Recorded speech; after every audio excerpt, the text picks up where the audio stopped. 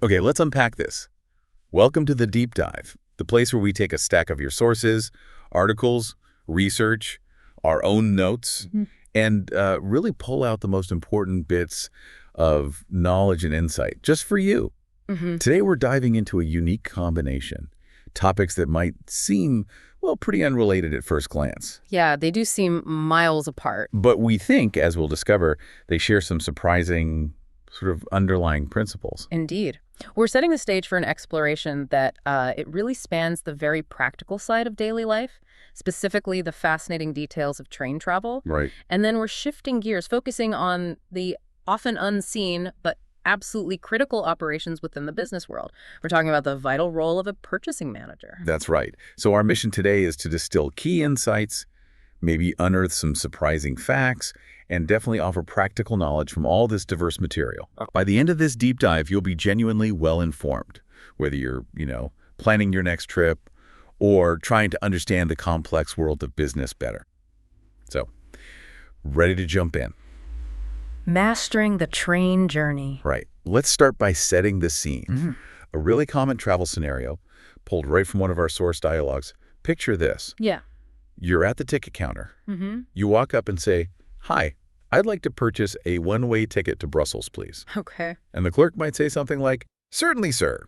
Here's our train schedule. We have an express train departing every morning and an overnight train that departs at 9 p.m. And boom, right there, you've got some crucial vocabulary, some important distinctions. Yeah. An express train that's all about speed, efficiency. It's a very fast train, not many stops, usually for daytime travel. Like Paris to Berlin, maybe. Doesn't stop everywhere. Exactly. Gets you there quick. Now, contrast that with the overnight train that's built for sleeping.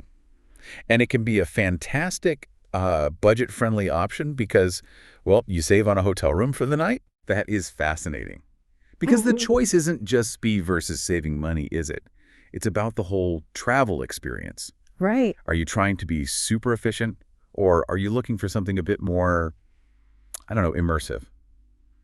I personally love overnight trains for long distances. Me too, sometimes. There's just something really convenient about falling asleep and then, bam, you wake up at your destination. Absolutely. And with overnight trains, especially if you're traveling in places like, say, China, India, or Vietnam, you'll often find actual sleeper cars. With beds. Yeah, actual beds. Not just seats that fold back, though you get those too sometimes, called sleeper seats, but proper beds. It's a different travel culture than your typical high-speed express, which usually won't have those. Okay. And you might even find a dining car on these longer trips, a specific car where they serve meals. Sometimes you get complimentary water or coffee, too. Oh, nice. And, they can be interesting places to meet local people. There's that funny saying about the Trans-Siberian Railway. Oh, yeah. The more vodka you drink, the more foreign languages you speak. Huh. Sounds like an adventure in itself. Okay, so beyond just picking the type of train, let's zoom out. The whole journey, from stepping into the station to arriving. What are the key things, maybe the less obvious bits, that can make or break a trip? Good question. Let's start with arriving at the station. It's busy, right? Much more fluid than, say, an airport terminal. Definitely feels that way. You absolutely need to check the train schedule for departure and arrival times. But crucially, keep an eye on the platform number. Why is that so important? Because unlike airport gates, platforms can sometimes change. So you really need to rely on those electronic boards and listen for loudspeaker announcements for any updates. Knowing where the information desk is, always a smart backup. That's a great tip about platform changes. Okay, you've got your bearings. Now, buying your ticket. You mentioned the counter, but lots of people use apps now, right? Exactly. You've got choices. Online or mobile apps are super convenient. Digital ticket, scan at the gate, saves time. But the downside? Well, you have to make sure your phone's charged, and you have to double-check all the details yourself. No one to ask right there. Okay. At a ticket counter, you get that personal interaction. Staff can give advice, explain first class versus second, maybe suggest if a one-way ticket makes more sense than a round-trip ticket if you're not sure about your return. Makes sense. And the machines. Ticket machines are quick, yeah. Yeah. Screen-based, pick your destination, date, time options, pay with cash or card, ticket prints out. Sounds easy enough. It usually is, but they can be confusing if you're not familiar with that specific machine's layout. Yeah. So again, double check everything: date, time, destination, seat number if you have one. And here's a key tip. Rest assured, any mistakes are much easier to fix before you get on the train. Good point. Fix it at the counter if you spot something wrong. Yeah. Okay, take it in hand. Now you're waiting for the train. What's the smart way to spend that time besides just sitting there? Well, beyond finding a bench in the waiting area, and some stations have nice ones, even special rooms for first class, this is where you need to be alert. How so? Keep watching those electronic boards and listening for announcements. Platform changes, delays, you need to know. If there is a delay, don't just sit there worrying. Go to the information desk, ask questions, figure out your options. Proactive waiting. I like it. Maybe grab a coffee, too. Definitely. Can't forget the essential coffee fix, right? Grab one from a cafe or a vending machine, essential travel fuel. Couldn't agree more. Mm-hmm. Okay, the train pulls in. Boarding time. What's the protocol? And what about bags? First rule, always let people exit first. It's polite, but it's also just faster for everyone. Okay. Then board calmly. You'll usually go through automated ticket gates, scan your ticket or card, or sometimes staff check them manually. Finding the right platform is obviously key. Double-check the train number and destination on the platform signs, especially if it's a busy station where maybe 2 trains use the same platform track. Ah, good call. Easy mistake to make. Very easy. Once you're on, find your assigned seat if you have one, or grab an available spot. For luggage, overhead racks are for smaller bags. Bigger suitcases, look for designated areas, often at the ends of the carriage. And keep valuables close. Always.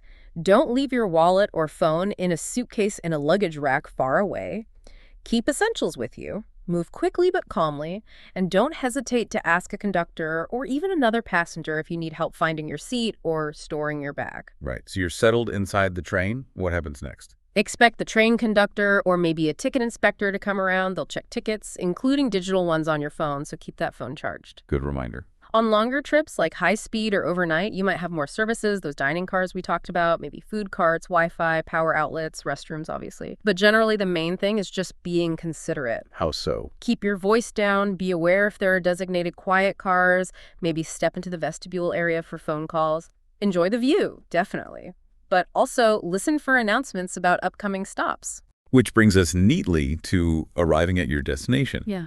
What's easy to mess up at the very end? Forgetting stuff. Seriously, as you get ready to leave, double-check your seat area, the overhead rack. Easy to leave a book or a charger behind when you're focused on getting off. In there? Stations announce upcoming stop speakers, digital screens usually. When you exit, it might be crowded, so just go with the flow. Keep a hold of kids or elderly folks. You'll often exit the platform through ticket barriers again, scanning your ticket or card. And then you're out in the main station. Exactly. And immediately start thinking about onward travel. Where are the taxi stands, bus stops, metro entrance? The information desk is your friend here if you're lost. Look for assistance too, luggage carts, porters, elevators, ramps if you need them. And if it's an international arrival, be prepared for potential customs or passport checks. It's really a process from start to finish, isn't it? It absolutely is. That's a fantastic walkthrough. Okay, let's pull back again. What are some of those really useful, versatile phrases from the dialogues that our listeners could use? Sure. We mentioned one-way ticket versus round-trip ticket. Another super useful one is, how long does it take to get there? Yes, the classic duration question. Totally versatile. You can use it for anything. How long does it take to bake this cake? How long does it take you to get ready? How long does it take to get to Beijing? It's your standard way to ask about time needed. Use how long or how much time, not usually how many hours. Got it. And what about being precise with time, that phrase, on the dot? Yes. On the dot. It means exactly, precisely at a certain time. If the schedule says the train leaves at 9 on the dot, it means 9:00 sharp, not 9:01. Where does that come from? Probably from the clock hands literally pointing to the dot, marking the hour, like the 12. Yeah, It sure. really stresses promptness. You might say, Marco, we need to leave at 6 on the dot or we'll miss the movie. Right, emphasizes being right on time. These seem simple, but they really unlock a lot of common situations. The unsung hero, the purchasing manager. Okay, so from the precision needed for train travel schedules, platforms, timing, let's pivot. Let's talk about the business world. Yeah. Because that same kind of precision, organization, foresight, Yeah. it's absolutely critical in roles you might not think about much. Today, we're shining a light on a real unsung hero, The purchasing manager. That's a great way to put it. The purchasing manager is such a vital role, but yeah, often overlooked. Their whole job, their mission, it's incredibly detailed and crucial. They have to make sure the company gets the right products, the right amounts at the right time, and importantly, for the right price. They're sort of the gatekeepers between the company's needs and the whole world of external suppliers. Wow, that sounds like a massive juggling act. So beyond just, buying stuff, what are the actual core responsibilities? What defines this job? Well, it really starts inside the company with internal communication. A purchasing manager has to be constantly talking to different department heads. Production, marketing, R&D, even the office manager needing supplies. Why is that internal chat so important? Because they need to deeply understand the needs. Imagine an assembly line stops because they ran out of one tiny screw. Disaster. Right. That could happen if the purchasing manager didn't fully grasp the production schedule or the inventory levels. Good internal communication prevents that kind of costly mistake. Okay, so understanding internal needs is job one. Then what? How do they actually get that stuff? That leads directly to external communication and negotiation. They are the company's face, its voice when dealing with sellers or suppliers. And it's not just placing an order form. No, it's asking tough questions, comparing quotes from multiple vendors, checking histories, and then negotiating. What does negotiating look like in this context? It could be anything, pushing for a better price, obviously, but maybe it's negotiating faster delivery terms even if it costs a bit more, or getting a discount for buying in bulk, or agreeing on payment terms. It's a real discussion to get the best overall deal, balancing cost, quality, and speed. And it involves building relationships with these suppliers, too. And it's definitely not just about finding the absolute cheapest option, right? I mean, we've all bought something cheap that just falls apart. Exactly. Which brings us to quality checks. A good purchasing manager knows the lowest price isn't always the best value. Right. They have to ensure items are strong, safe, meet specifications, and are actually useful for what the company needs them for. Buying poor quality stuff might look like savings up front. But costs more later. Precisely. Returns, replacements, damage to the company's own products or reputation. It adds up. So they need incredible attention to detail, sometimes physically inspecting samples or deliveries. Makes total sense. And then there's the looking ahead part, planning. How does that fit in? Planning is absolutely fundamental. A purchasing manager can't just react. They have to anticipate. Right. When will we need more raw materials? When is our busy season? So they don't run out. Exactly. Running out of something critical can shut down operations. Huge cost. But ordering too much is also bad. It ties up company money and inventory, takes up expensive warehouse space. Things might expire. Okay, so it's a balancing act. A constant balancing act. Good planning saves money, prevents disruptions, and keeps everything running smoothly. It keeps the company organized. And the last piece you mentioned, sounds maybe a bit boring, but important. Record keeping. Yeah, maybe not glamorous, but vital. Record keeping is about accountability and intelligence. How so? Documenting every single purchase, what was bought, when, how much it cost, who the vendor was. It allows them to track spending against budgets, spot trends, and avoid dumb mistakes. Like ordering the same thing twice. Exactly. Or not realizing a delivery is late or incorrect. These records are gold dust for future negotiations. They might show that one sole supplier keeps raising prices, maybe it's time to look for alternatives, or this data might be used to draft a contract locking in a good price for the next year. Okay, I'm getting a much clearer picture. So given all that, walk us through a day in the life. What's it actually feel like to be a purchasing manager? Busy. It usually starts with emails. Lots of emails. From suppliers, from colleagues inside the company, from delivery services maybe. They have to quickly sort through updates, a potential delay, a price change maybe, and respond fast. Okay, triage. Yeah. Then they're reviewing needs.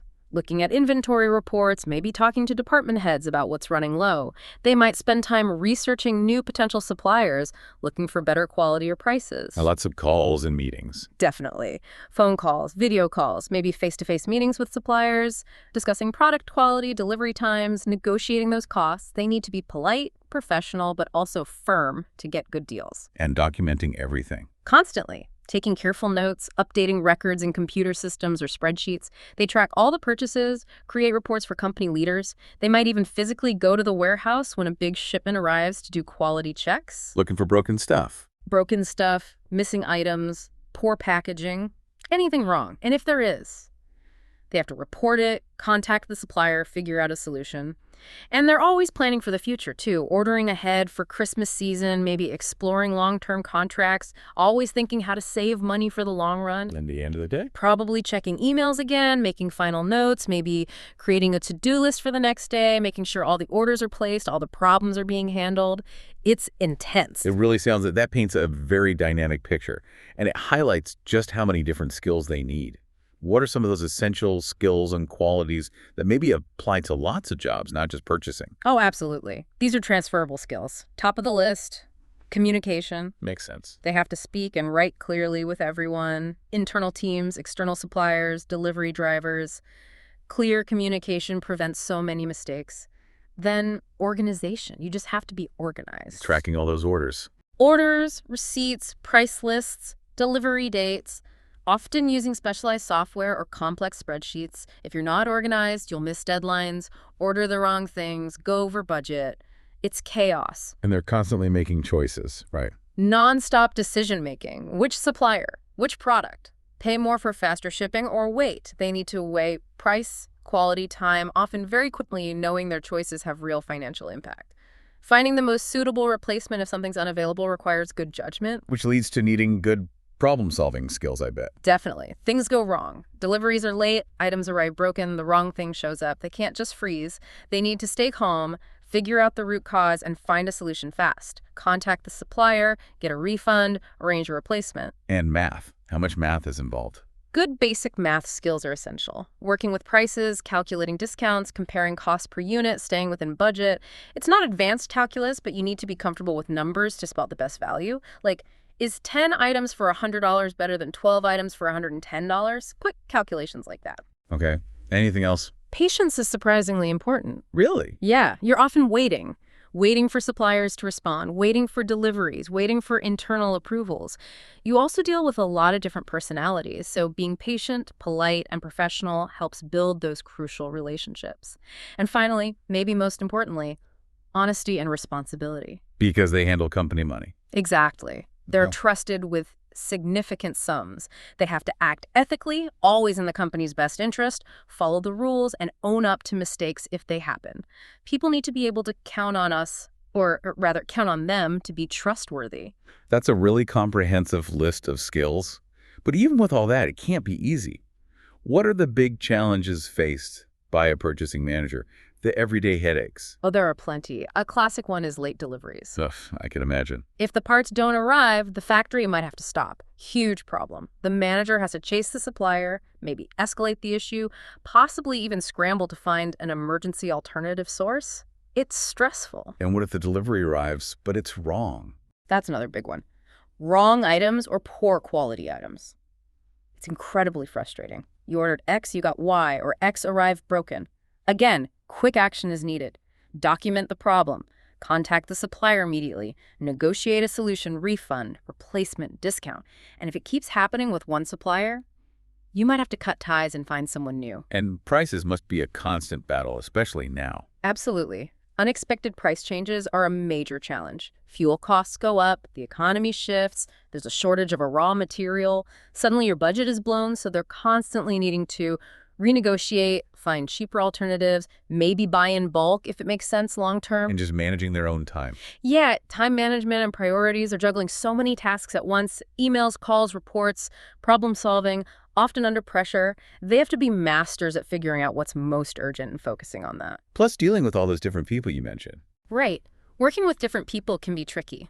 Balancing the needs and opinions of colleagues in various departments, the finance team watching the budget, the warehouse staff, plus all the external suppliers. You need good people skills to keep everyone reasonably happy and maintain those relationships. Any other common frustrations? Technology issues can be a pain. If the special ordering software or tracking system goes down, it can cause serious delays. So they need to know how the tools work, how to report problems to IT, maybe even have manual backup methods. And underlying it all is the constant pressure. Pressure too. To save money, work fast, avoid mistakes. Especially during peak seasons or when launching new products, it's a high-stakes, high-pressure role. You can really feel that. It definitely makes you want to just say, let's get down to business and start tackling those challenges. Which, speaking of business freezes, What were some of the other key terms from our sources relevant here? Great segue. We mentioned vendor already. Just another word for a seller or supplier, like, let me call my vendor about that price list. And sole supplier, that's when a company gets a particular item from only one source.